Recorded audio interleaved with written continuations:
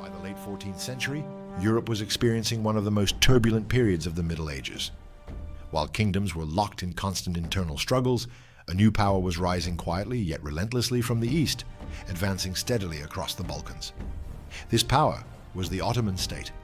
The Ottomans were not merely conquering new lands, they were spreading fear into the very heart of Europe. One by one, fortresses fell, banners advanced along the Danube, and an army that seemed impossible to stop reshaped the balance of power. Europe could no longer ignore this rise. At the center of this expansion stood a ruler whose name was becoming legendary on the battlefields: Bayezid. His style of warfare was unlike that of other commanders. He did not wait. He did not hesitate. He did not allow his enemies time to prepare. He moved swiftly, struck suddenly, and secured victory in a short time. This was why his soldiers called him Yildirim, the Thunderbolt. This title was more than a nickname. It was a symbol of Bayezid's military genius, determination, and devastating speed. The Ottoman advance in the Balkans caused widespread panic across Europe. Ottoman forces approaching the borders of Hungary were no longer seen as a distant threat, but as an existential danger to Christendom. Pope Boniface IX made a decisive move. Calls were sent across Europe. Sermons were preached in churches. War councils convened in royal courts. A massive crusade was proclaimed with a single goal: to drive the Ottomans out of Europe. Under the leadership of Holy Roman Emperor Sigismund, knights and soldiers from France, Germany, England, Hungary, and Venice united around a single target: Nicopolis. This fortress was one of the most critical points in the Ottoman defensive line in the Balkans.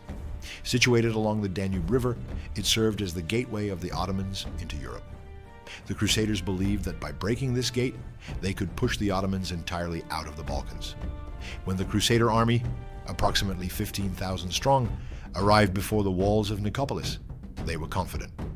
They were numerically superior, heavily armored, composed of Europe's finest knights. Yet their greatest weakness was arrogance. They underestimated the Ottomans and dismissed Bayezid's speed and strategic brilliance. Bayezid, upon learning of the Crusader mobilization, did not hesitate. He left his affairs in Anatolia unfinished and gathered his army with lightning speed. Forced marches followed. Day and night, Ottoman soldiers advanced without rest. Bayezid understood that speed was half of victory. The faster he reached the enemy, the less time they would have to prepare. When the two great armies finally faced each other on the plains of Nicopolis, history held its breath. Bayezid arranged the battlefield like a chessboard. His army was divided into layered defensive lines. Weaker units were deliberately placed at the front. This was no mistake. It was deception. As the battle began, the Crusader forces launched a fierce assault. The Ottoman front lines resisted briefly, then began to withdraw in a controlled manner. Crusader commanders interpreted this as collapse. Convinced that victory was near, they advanced with full force, unaware that they were walking straight into Bayezid's trap. As the Ottomans withdrew, the Crusader army pushed forward and grew increasingly exhausted. Their heavy armor limited mobility. Formations broke down. Discipline weakened. And then, at the decisive moment, Bayezid gave the order. Ottoman cavalry struck like lightning from the flanks and rear. Arrows darkened the sky. The Crusader army was encircled in a narrow space. They could neither advance nor retreat. Their armor, once a symbol of strength, became a burden. Panic spread. Order collapsed. The field of Nicopolis turned into one of the bloodiest scenes in medieval history.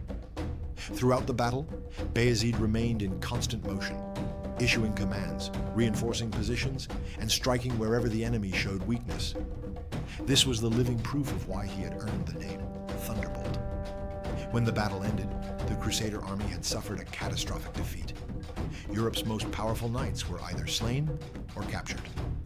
The Battle of Nicopolis made the Ottoman presence in Europe unquestionable. From that moment on, the Ottomans were no longer a temporary threat, but a permanent power. Silence fell over the courts of Europe. The Pope's call had failed. The idea of a new crusade was shelved for years. Bayezid's victory at Nicopolis elevated him not only as a hero of the Ottoman State, but of the entire Islamic world. This triumph marked one of the most critical turning points on the path toward empire.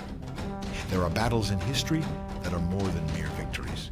they changed the direction of an era. The Battle of Nicopolis was one such moment. It secured Ottoman dominance in the Balkans and sent an unmistakable message to you.